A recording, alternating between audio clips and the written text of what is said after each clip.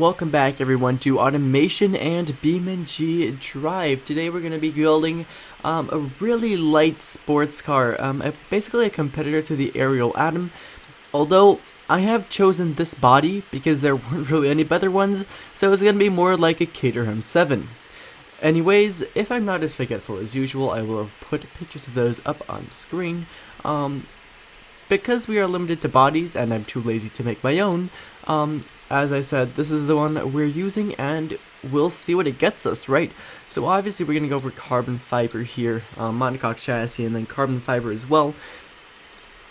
Would have been cool to have a rear mounted engine, but this body, right, it's obviously got to be front longitudinal.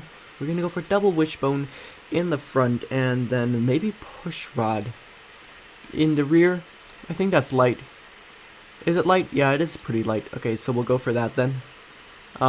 New engine, please. Thank you very much. So we're actually going to go for a 60-degree V12 in this thing to go on the nice long nose of this car. We go for probably like a 3.8 liter, which means around, let's go, oh, that's a bit large. 3.8 liter, right? So, down, and that's exactly a 3.8 liter. Perfect. So we're gonna go for dual overhead cam 4 valve, and oh, this should be a magnesium, and we'll make that ALSI. We just want it to be as light as possible. Basically, might as well put two little qualities into that thing. So billet steel here, cast, and then we'll go low friction because we might as well. You know, when I watch the emissions, it's not 2000, it's 2020. That's goofy. Okay, so this is going to be a 2020 vehicle, so that's cool and stuff. I'm going to make it an A because it is already literally a V12. High compression, like 12.5 to 1. Probably, I mean, I want to rev to like 82, that would be cool, I think. And then we'll go, obviously, just direct injection per cylinder. I think that makes sense. Race intake manifold as well. Might want to, actually, I think that's fine as it is. Go premium, not super. That's super is a bit much. Go minus a little bit on here. We can do that. And then it's actually down to fuel mixture a little bit. Because I'm like 3.8 is large. I think we're gonna make too much horsepower for this thing, so we might as well just do that. Well, tubular mid, dual exhausts, of course, and we'll probably leave this just about as is. We go high flow 3-way, then a double straight through muffler, 328 horsepower. That's perfect. I think if we make anything above 350, it's just gonna be hard to control this thing because it's gonna be incredibly light. Not as light as the Ariel Atom, but it's gonna be really light. So we're actually going to go for all-wheel drive because like the amount of power going through this thing, like we have almost 400 newton meters of torque. That's crazy. And if we make it rear-wheel drive, it's just going to spin out and it's not going to be fun to drive. So we're actually going to make this a nice manual 2020, please. Manual 7-speed. I was wondering where the 7 was on that. Cool. What's the top speed actually? 398. Okay, I think we can get higher than that. And then the spacing, because it's all-wheel drive, we can put the spacing up a little bit, which will make us quite fast, I hope. That will be a geared limited slip differential, and for the all-wheel drive, I am going to go 70-30 distribution. So then for the wheels and stuff, we're just going to go, I think we are going to go semi-slicks, because I do just really want to make this kind of an actual sport vehicle. So those can get really wide. I want like maybe 205s in the rear or something. I think that should be wide enough. And then in the front, I feel like we're gonna definitely oversteer because we're gonna be kind of front heavy or something like that. So we'll make those 180s. And maybe slightly bigger there, and then just go like that. Gonna go for the carbon fiber rims. This is gonna be expensive, but I still hope not actually too expensive. So let's actually just you know, fit some brakes on this thing. That should be fine. There we go. An under tray, I do want a flow optimized under tray. That'd be nice. We're gonna give it an active wing later. And actually, whilst we're here, I'm gonna lower this down a little bit just to decrease our drag. Reliability doesn't really matter because we're not selling this in campaign mode. I'm also gonna hide the chassis like that. Surprised I didn't do that earlier. So I'd love to make it a two-seater, just like this. It's probably gonna be a reduced size two-seater because that's never gonna happen. And it might need to be a one-seater because I'm not sure how I'm gonna fit 2 seats in that. We're actually probably go for a standard interior, and then we're gonna give this thing an HUD to help you race and so you can see everything that's going on. And actually I'll pump 4 quality into that, not because we want it better, but because we want it lighter. And that's gonna save us some weight. I'll give it launch control and some more quality as well. Maybe standard 20 safety, I think that should be fine. A little bit heavy, might switch to advanced or standard 10s then actually. That's probably what we're going to be doing. So we're going to actually go, yeah, active sport. I feel like that's definitely what we're wanting here. And then I'll just give it a sport tune here, and we might need to change that up a bit later. Wheels be looking pretty spaced. I think I'm quite happy with this. I'm going to see if I can move the front wheels a bit closer to the vehicle. But for the rest, let's check this out. So it's costing you 54 grand as of now. Want to make that a bit cheaper. Definitely gonna make that a bit cheaper. And I'm just gonna go ahead and design this thing. So enjoy the time lapse.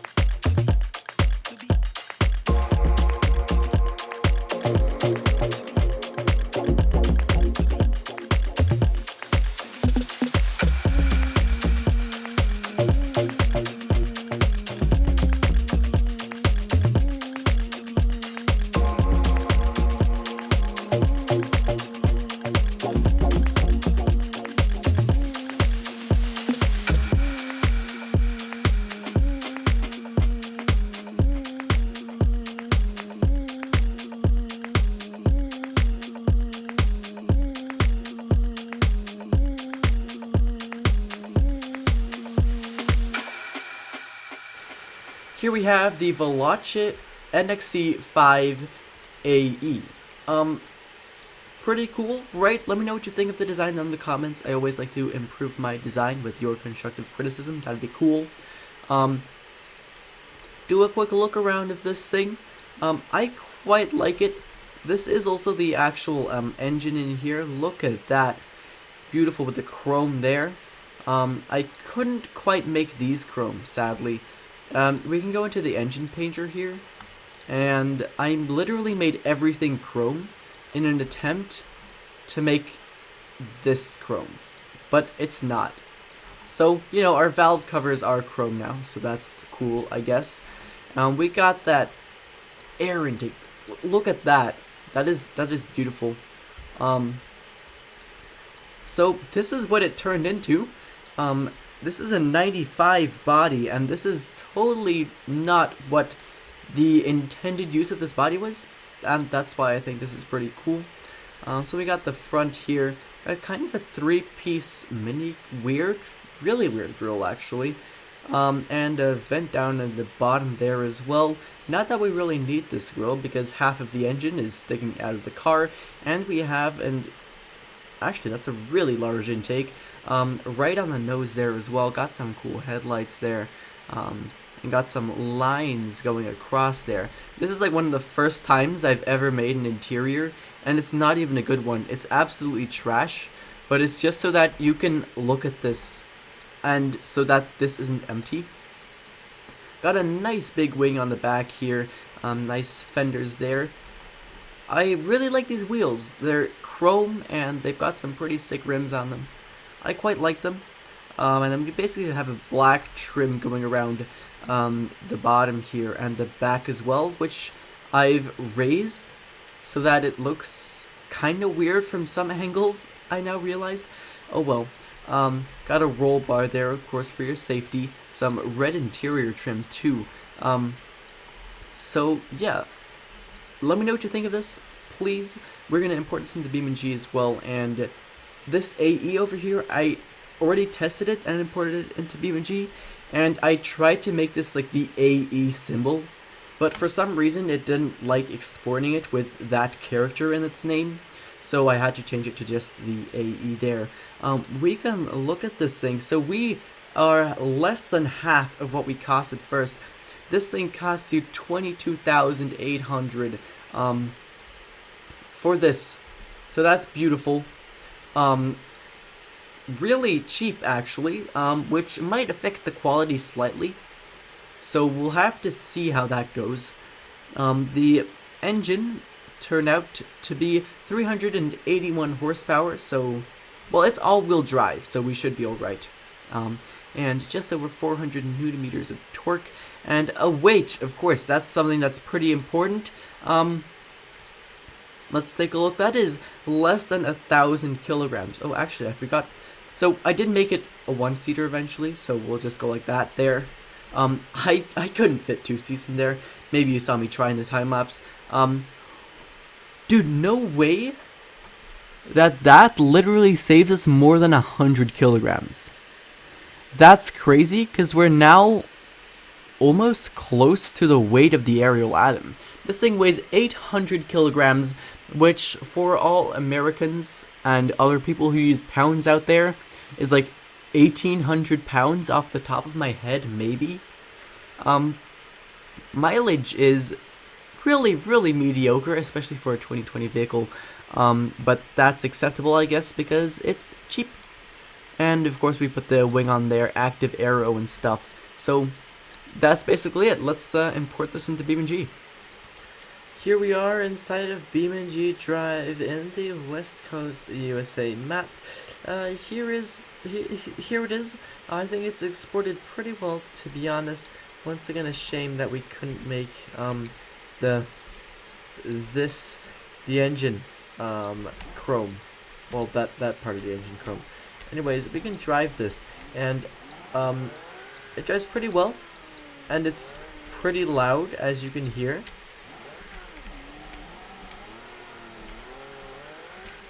So yeah, that's cool, right? And it accelerates really fast. Like, it's crazy fast. I forgot which direction the highway's in. and I just remembered which direction the highway's in.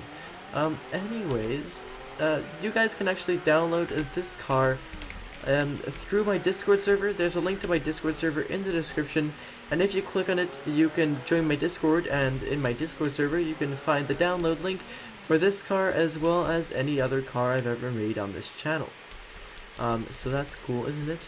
Anyways, let's not lose our front splitter driving over the curb there, and let's head onto the highway.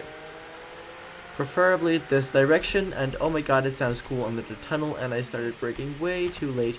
Well, I guess that's good practice for the automation test track in a second. I'm gonna lose my front. I'm not gonna lose it. Okay, that's cool. Wrong buttons. So here we are going. Attempt number 2. Oh, no, that was on time. That was perfectly on time. I thought it was too late again for a second. So here we are, and on the interstate, I guess, because we're in the US, it drives pretty fast. We can stop it right here for you guys. We got the 0 to 60 tester in the top left, and let's just go. There we go. That's a 2.7 we got there. That's pretty crazy, not gonna lie. And as you can see beyond that as well, it goes incredibly fast. It just keeps accelerating. You know, many cars, they stop accelerating fast after they hit a certain speed, but this one, it just keeps going. It just keeps going strong.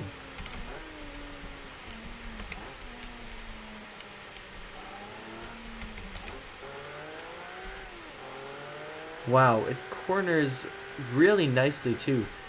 And now we're understeering, but that's completely my fault. Here we are on the drag strip. I'm gonna test this thing, of course, for the quarter mile. I hope my shifting can be on point. So, you know what? It's looking pretty good. I'm not even looking at the car. I'm just looking at the gauge to see if my shifting is okay, and it appears to be. That is a sub 10 seconds. That is pretty crazy. So yeah, that's pretty cool. That's a 9.967. Let's see if we can get a better time than that. That would be cool if we could. Oh, I'm watching my speedometer too much and not enough the car. But let's take a look at that. That's a 9.983. Let's go one more time, but this time with the ESC turned off. Let's go one more time, but this time with the ESC turned off. There we are. Almost jumped that time. This does feel quite a bit faster. Not going as straight as I might have hoped. But yeah, that's definitely faster. Okay, now that we know that that's faster, I actually would like to try that again then with the ESC turned off. Now that I actually know that. Okay, that's pretty cool. Oh, I messed up the first shift there. But for the rest, we looking pretty okay. Yeah, probably not going to be a better time. But okay, that's a 9.65 on the quarter mile, and that's something I'm pretty happy with. Okay, here we are on the automation test track. I'm going to see what kind of a time I can set with this thing. I hope it's going to be a decent one. That would be cool, wouldn't it? Anyways, here we are. This is going to be hard, to be honest. I haven't driven a manual in, like, actually a bit of time. Like seriously on the automation test track. So that's gonna be cool. Going alright though this far. This thing is, it handles actually really well, especially for how fast it is. Like in theory it doesn't handle that well, but it's mainly just because of how fast it goes. So for the speed that it drives at, messed up the shift there. It handles incredibly. I'm gonna see if we can get a sub 2 minute. A sub 2 minute would be insane. I don't think we'll be able to get that though. I think we should be able to get a pretty good time with this thing though. There we go, just cruising here. Should probably start braking now, because the brakes aren't as good on this thing as you might expect, especially for how light it is. But here we are doing pretty well. So here we are at the chicane. Now here I always either start braking too late or too early. This time it was too early. Rather start braking too early, but then again, too bad. Could have been faster through there. And this turn, which is always bigger than you think, because it's actually an entire U-turn. There we go. And then through here, I always feel like I can take this turn faster than I actually take it. Well, how do we even do that? The ESC is like on. Usually the ESC just screws me over, but today it's being kinda okay, to be honest. That's just not a sub 2 minute, that's a 2 minute 5 seconds. And to be honest, that's something I'm really happy with. I feel like we could definitely get a sub 2 minute with this thing, which for the automation test track, the full racetrack circuit, is an insane time. I don't have a lot of times here because since the map got revamped, all my times have been removed. But we can see that we lost from the SRB4E SRB 800 no wheel spin, which is an absolutely insane cracked car. EV as well. So this is the best car on here that isn't a cracked EV. So that's pretty cool. And we just beat the Gideon Swerve 3 Series E, which is a competitor to the Toyota Prius, which makes sense, I guess. And it is a 20-second difference. It would be a lot cooler if I had all my times on here, then we could see what it actually would compete against. But that is a really good time. With some more practice and stuff, you could definitely get a sub 2 minutes with this. Anyways, basically that was that. Thank you guys ever so much for watching, and I hope to see you again in the next one. Bye bye.